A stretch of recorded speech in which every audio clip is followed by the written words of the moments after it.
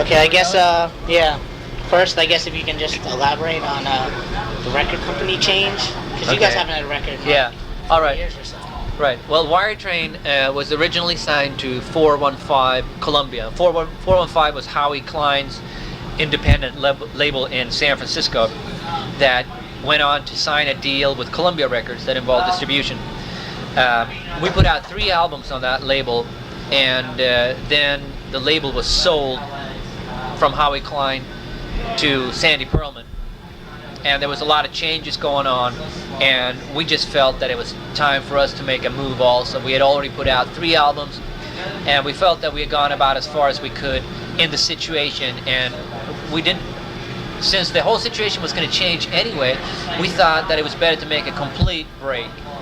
And that took a lot of time and a lot of lawyers and a lot of baloney, the kind of stuff that nobody ever should have to go through, but we did it. Made it such a big break between albums. Yeah, exactly. Because after the 3rd album, we toured. We put out the 3rd album, we toured and all that, and we had new material ready to go. But then we had to spend about 2 years just basically sitting around. So a lot of this material was actually written a few years ago? That's correct. Like songs like Should She Cry and Spin are songs that were written probably like 3 years ago. Yeah, Here's Kevin. those sound, Yeah. yeah, he said he'd come over and talk to us a little. We're We did the change. backstage Okay. with Wire Train, and Kevin just walked up. I'm Oh, on. it's so great to be in my hometown. Is this your Is this your hometown? hometown? No. No, you're California. We're just goofing Everywhere. You around. guys have California written all over you. What caused the change in sound? I mean, Spin and Should She Cry sound definitely Yeah, that's what I was like going to ask, older- if it's the older something was music. written It's really time is really what it is, because I think that really only the moron repeats himself, to quote Frank Zappa, and What did you just say? only the moron repeats himself. What did you say? What did you say? Just caught that one. Yeah, and Have you been listening to different stuff? That's gotten no, you into not different really, styles? not really. Just It was, see, the way that Wire Train sounds, it's not a conscious decision. We don't sit down and say, hey, let's try to sound more like the Stone Roses, or let's try to sound more like, let's do some rap, or let's wear, spandex and diapers or whatever, It just sort of comes out. We just play. Most of or pretty much all of the lyrics are written by Kevin, and most of the But you shouldn't songs. smoke if you're going to sing. Most of the songs are originated from like an acoustic guitar and a song, and then the band just accompanies it.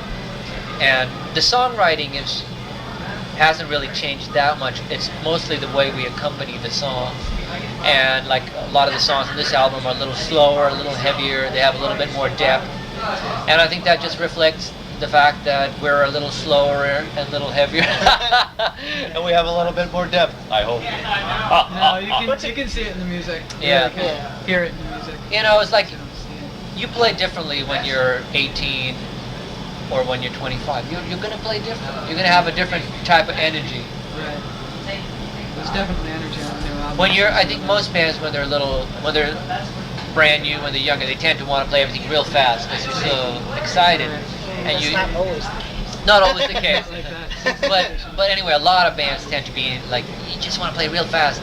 And then when you've been doing it for a while, not necessarily when you're older, but when you've been doing it for a while, you want to stretch things a little bit, and you realize that if you play some things a little heavier, a little slower, you can get more dynamics, and you can just get it to swing a little bit differently.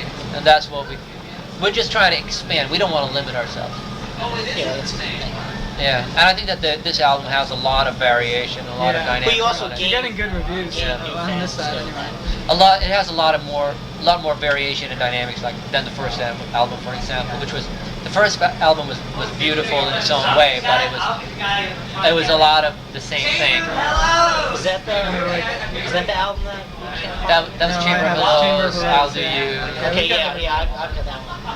Yeah, that was There's more one though, of I the don't know early which one college that we music can't kind of really sound find. to it. Yeah, exactly. 80s. Well, we got kind of bunched in with REM and a whole bunch of people because punk music, or the punk movement, was kind of fizzling out, and there were new bands like REM and U2 and bands like that were selling a lot of records. And this was like back in the early 80s, and people were talking about like, you know, the post-punk movement, and they were talking about rock of the 80s, and I mean, all those things are just words, and they don't mean anything really. It's just stupid. It's like rock of the 80s, rock of the 90s. It's all baloney. But what was really going on was that people were trying to incorporate,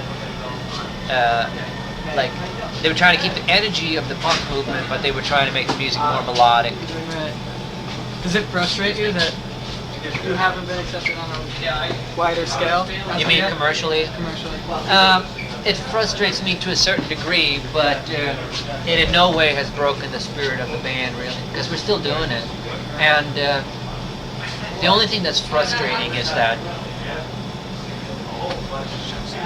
okay, and sometimes it's hard to get things done for the band, because you say you're from Warrington and they say Wire who, you know. Well, lots of people know Wire, but they don't know Yeah. So maybe if we had sold more records, it would be easier to get some things happening, like to get more exposure on TV and radio and stuff like that.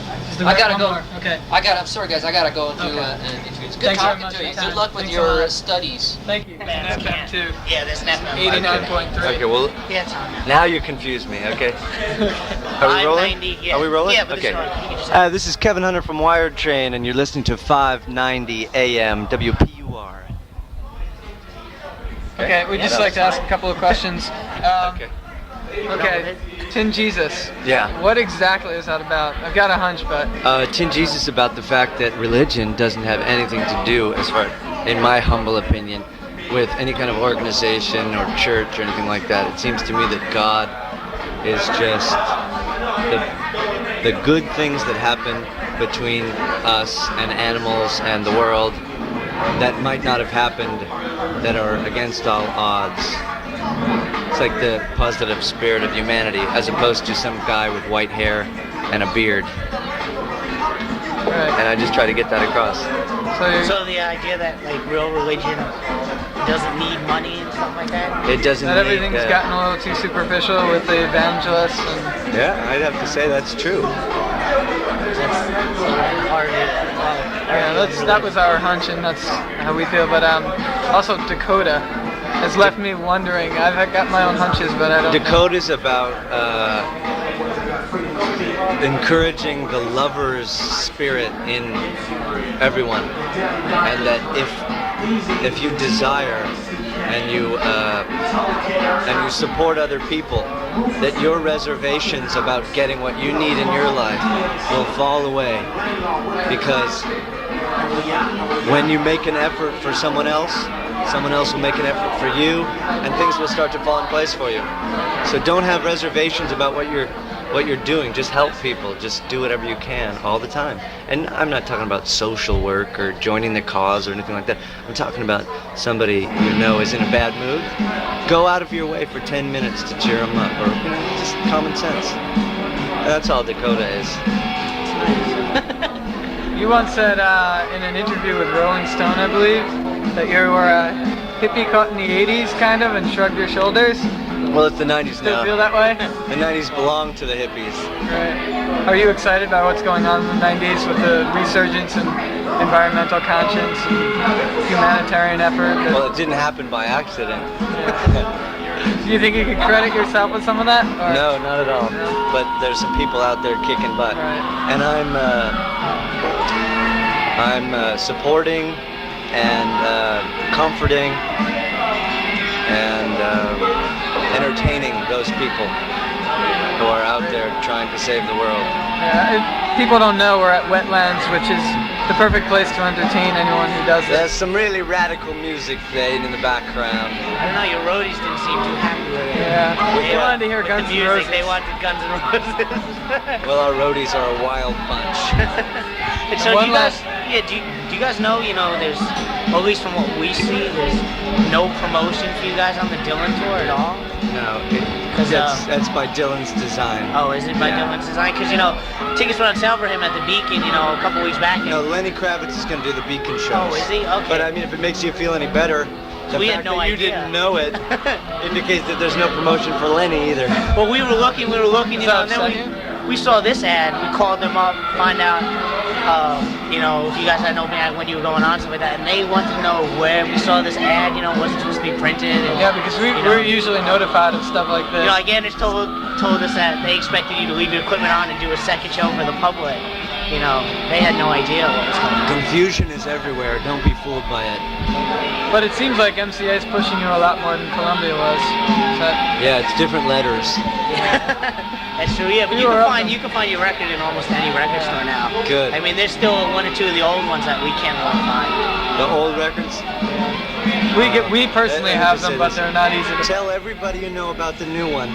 And CBS will be running to get the old ones in the stores. Of course, isn't that how it always works? Are you going to do any shows without, not as an opening band? We may do a series of shows in New York. We're not really sure yet. You don't have any idea on when that will be? No, they just call me like the day before and they say, hey, we're playing here. And I go, great. Isn't it nice? This is the first time you guys have been to New York, isn't it?